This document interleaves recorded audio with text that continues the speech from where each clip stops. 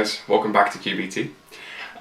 Today we're continuing with our next video in our leki series, which is on resistance. Okay, and resistance is in everything, right? We have air resistance when things fall. That's why things fall at different rates. We have resistance when you push the brakes on your car. There's resistance between the tire and the road, which causes friction. So yeah, resistance is everywhere, and it's also in circuits, right?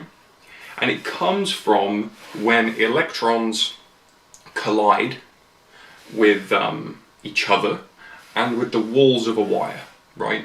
And the more collisions that happen, the more resistance there is, right? It's like a person in a crowd, right? If you bump into people more as you're trying to get through, it's going to take longer to get through, right? There's more resistance. But if you're less bumpy, then you just sort of walk through and it's much easier for you to get through. There's less resistance, right? And we can use that analogy when we are looking at wires of different lengths, because a common question that might come up in one of your exam papers is, how does resistance change when the length of the wire also changes? Okay, and the answer is, the longer the wire, right, the greater the resistance in that wire, right? And that's because the resistance is directly proportionate to the length that the current is flowing through, the length of the wire that the current is flowing through. Okay, and I suppose a good way to think about it is kind of like if you're swimming, right? If you have a pool and you're only swimming a really short distance, you feel the resistance less, right? You don't get as tired. But if you're swimming a really long way, you kind of feel the resistance of the water more, right? So as that length is increasing, the resistance is almost amplified, right? And this is kind of an analogy that can be used to memorize how resistance is changing with length. But really what's happening is the number of collisions is increasing. There's more opportunity for collision, right? In the long wire, there's more wire to bounce on. There's, more likelihood that resistance is going to be greater. But if it's just a really tiny short distance, then there's less collisions that can happen in that short kind of space. So that's resistance and how it's related to the length of a wire. But there's more to talk about here. Alright, so now we need to talk about this equation. This is ravioli. Ravioli. I got taught that in high school. Thanks, Claire. Bye. So yes, ravioli, right? Ravioli.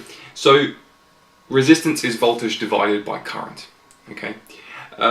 This is an equation that is kind of the bread and butter for leki, right? Because there's so many equations in the topic of electricity, and ravioli is really kind of at its center because it relates to so many other equations that share a common variable, right? So any equation that has voltage in it, the power equation is related to this equation. Any equation that has current in it is related to this equation, so the charge equation. And what will happen a lot of the time is you'll get questions that ask you to use more than one equation to find an answer, right? And an example might be the charge equation, right? Which we talked about in our last video, which is QIT, right? Why don't we take a look at this example that I've made, and maybe it will help you understand this a little bit better. Let's talk about how we can use our knowledge of charge from our previous video and our knowledge of our new equation, our resistance equation, to see how these equations link together in a question. Okay, so my question might be something like this. A circuit has a resistance of, let's say, 8 ohms and a voltage of 16 volts. The current for this circuit flows in 60 seconds. Find the charge. Okay, so this is a bit of a tricky question, right?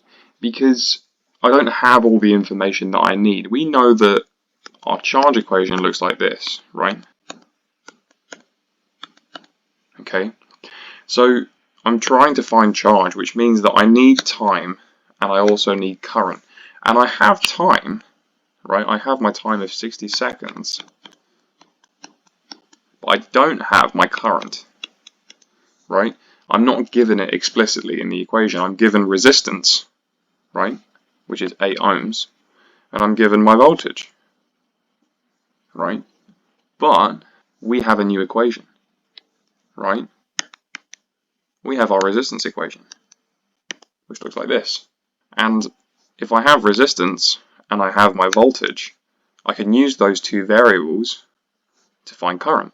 I would say that current is equal to voltage divided by resistance. So I would say that it's equal to 16 divided by 8, which equals 2 amps. I now have a current value. So if my time is 60 seconds and my current is 2 amps, and I know that Q is equal to IT, all I have to do is multiply them together. And I would do 60 times 2, and I would get 120 coulombs. Okay, so this is a multi-step physics equation, and when you're doing electricity, you'll find that you might have these sorts of questions where you're asked to find a variable in one equation that links to another one. So these are going to be higher mark questions, like 4-mark questions in your exams, but what would be really good for you to do would be to learn all of the equations that link to a particular variable, and then you'll learn how to intercalate them like we've done here. Okay, so that's how it works. That's how we can start to integrate equations together. And we'll talk about this really valuable skill in later videos. Okay, but in the meantime, that's it for today. Lots to take in this video, but I hope it's been helpful. Please like and subscribe and share and help support and grow the channel. We really appreciate it. It helps us get content to you guys. But in the meantime, stay quantum, and yeah, see you next time. Bye.